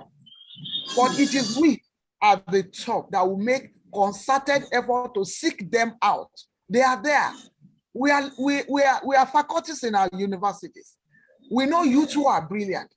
We know youth who can contribute to this type of discourse. Let's search them out. Let us bring them here and let us listen to them, see what they have to contribute. And I feel, Dr. Grace, you are yourself an example of this question. Yes, and you can come out and motivate so many people. So I think anyone, only the urge needs to be there. We need to move out. With this note, I'm really sorry I won't be able to take more questions as we have a very special segment waiting for us. So I'll thank every resource person, every participant, every person who has asked the great question. Thank you so much. Over to you, Saima, for the special segment. Thank you. Yes, ma'am. So thank you so much. These questions were really intriguing and really, you had to think twice before asking such intelligent questions. So our audience is exceptional, is intelligent. We have audience who listens to everything what the speakers say. So that itself is a success in conducting such conferences, seminars, webinars. So thank you so much to all the audience out there. Now moving on to the most exciting session of today, which is announcing the names of the Global Youth Icon Award 2022. And for this, I would like to request Jyoti to please show us the presentation. Begin with the presentation. The topic was on youth and the Global Youth Icon Awards are here. Yes, please move on to the first name, which is there. Dr. Charusheela Patil. Heartiest congratulations, ma'am, for Global Youth Icon Award, and you truly deserve it. Thank yes, you. moving on. Yes, ma'am. Dr. Grace, you were an exemplary teacher, lecturer, and thank you so much for gracing the occasion, and congratulations, ma'am, for being the Global Youth Icon. Thank you so much, ma'am. Yeah. So moving on, we have Mrs. Moving on, we have Mrs. Marian, Senior Lecturer, Federal College of Education, Akoka, Lagos, Nigeria. Congratulations, ma'am. Moving on, we have Dr. Ram Tiwari, Assistant Professor of VSSD PG College, Kanpur. Heartiest congratulations to you, sir. Moving on, we have M.A. Tran, Mai Hai Elos Lok. I am so sorry for my bad pronunciation. Sir is a lecturer, Ho Chi Minh City, University of Foreign Languages and Information Technology, Vietnam. My heartiest congratulations to you. Moving on, we have Dr. Christina.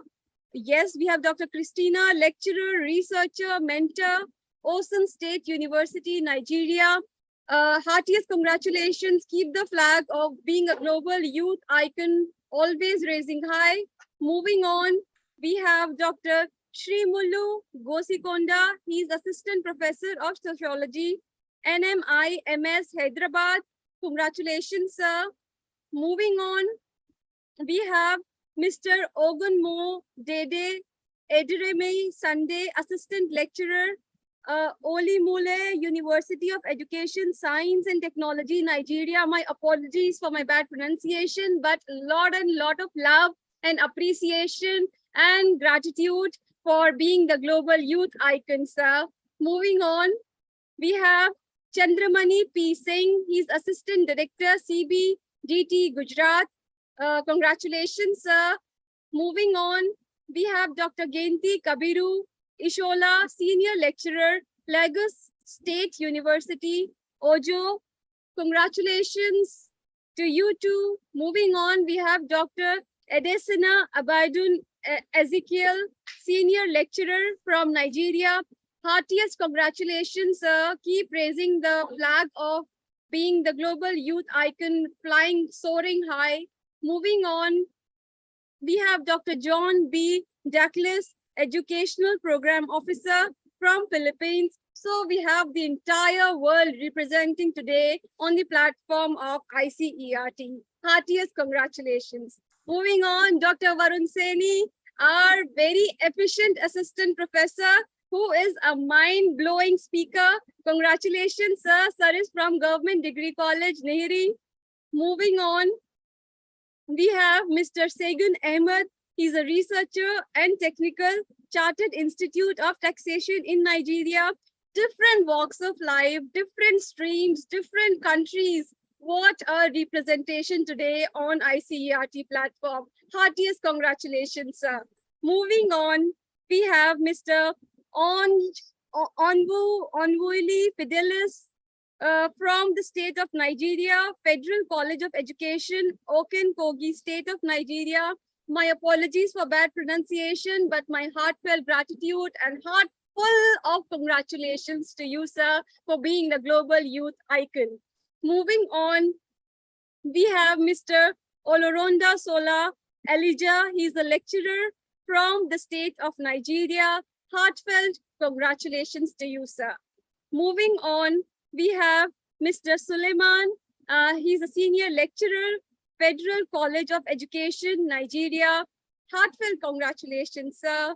Moving on, we have Abdullahi Bala Ado from Academics, Al Qayyam University, Nigeria. Many congratulations, sir. Moving on, we have Aminu Abu Bakr Sadiq, Principal Academic Technologist from the state of Nigeria. Again, extending heartfelt congratulations to you, sir. Moving on, we have Mr. Bashir Barao, HOD Post-Harvest Technology, Federal College of Agriculture, Produce Technology, again from the state of Nigeria. Many congratulations to you too.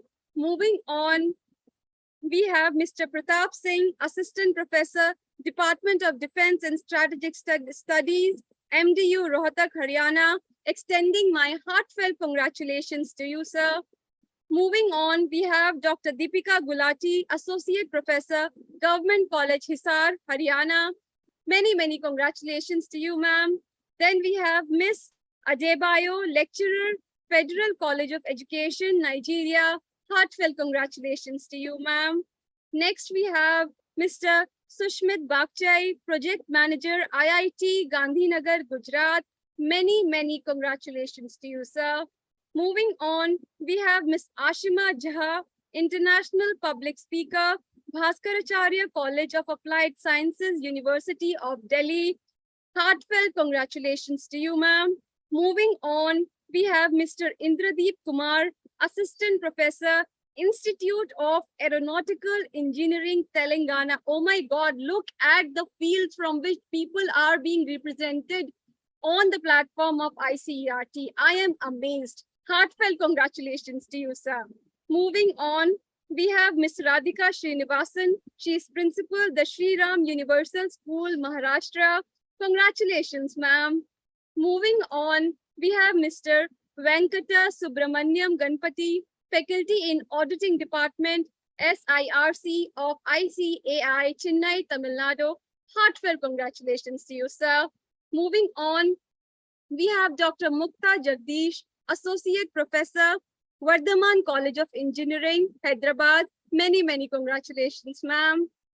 Moving on, we have Dr. Bharti Gude Vadekar, Assistant Professor from Mumbai. You are beautiful, you look beautiful, and many congratulations to you. Moving on, we have Ms. Dilpreet Kaur, Assistant Professor, University Business School, Guru Nanak Dev University, Amritsar. Many congratulations to you too. Moving on. Okay, so that is the list of Global Youth Icon Awards. I hope you can hear all the claps from our side to you all. Many congratulations for being the Global Youth Icons. Keep raising, keep soaring the flag of being a global youth icon high. Keep preaching, keep teaching about the importance of youth. Keep talking about inclusivity. Keep talking about importance of youth in every step of nation building. With this, we come to the end of this very important, interesting, intriguing session of today with exceptional keynote speakers with us. And now I would like to invite Dr. Navneet Kaur for formal vote of thanks. Okay. Navneet ma'am, before yes, please. I just have to, first of all, congratulations to all the winners, award winners. And a big thank you for you and Saima ma'am and all the ICERT team. When I looked at that flyer which was sent to me, I felt at home. Though I am a part of very much I'm Indian, but when I saw somebody from Nigeria there, I was equally at home. And the reason is that that I have completed my PhD in African literature, African and Indian literature. Oh, beautiful. Amazing. Beautiful. So Wonderful. the place has got some affinity with me. So that was a point that I wanted to express among all my brothers and sisters who are here from Africa. So many congratulations to you all also. Okay, so thank you for giving me an opportunity to express my words, ICERT team. Thank you, Dr. Charusheela. Grace also want to say something. Yeah, I also want to thank ICERT for this wonderful seminar. Yeah. And when seminars like this come up, you come to meet a lot of people. Saima, love you. I love you too. And Love you. Charusheela, I'm meeting her Yes. for the first time. We will Yeah. connect. And for Yes. everyone on the platform, thank you for listening and giving us the opportunity to be our mind. Let the Yeah. bottom take over. Thank you so much. Wonderful. Thank you. Wonderful. I really want to say congratulations to every participant who has got the award today. And another congratulations, those who have attended, two beautiful resource persons here. The knowledge they have given us, they have enlightened us in a big way. Wonderful. And thanks to the beautiful Saima, who really takes the heart away always. And it was a really amazing session. See, it is 7:30, more than 7:30 has gone, 5 minutes up, but still we are there. And there were so many questions. I apologize. I was not able to take as short of time, but wonderful announcement by Saima that on 25th of September, we really want to meet everyone in physical. We are meeting each other virtually. You all are invited, and it will be a wonderful platform for each one of us to meet in person. So we are looking forward for a lot of abstracts, invitations, presence. Thank you so much once again, ICRT team, for organizing and giving such an amazing platform to each one of us. Thank you so much. Some places there are afternoon, some places there is morning, some places it is evening. So whatever is the time, please take care of yourself till we meet next. Thank you. Have a beautiful evening, morning, and afternoon. God bless you all. Thank you so Thank much, you, ma'am. Navneet ma'am, for such kind and beautiful words of yours. I will close this session with 2 words of mine. So for lighting the lamp of knowledge, for kindling the enthusiasm of learning, for joining in this carnival of imparting and sharing knowledge, my heartfelt gratitude to each and every soul present here. Thank you so much. Till we meet again. Goodbye, good night, good evening, good Bye. afternoon. Ciao. Shabbat khair. Enjoy your weekend. Bye-bye. So we are leaving. Take care. Oh.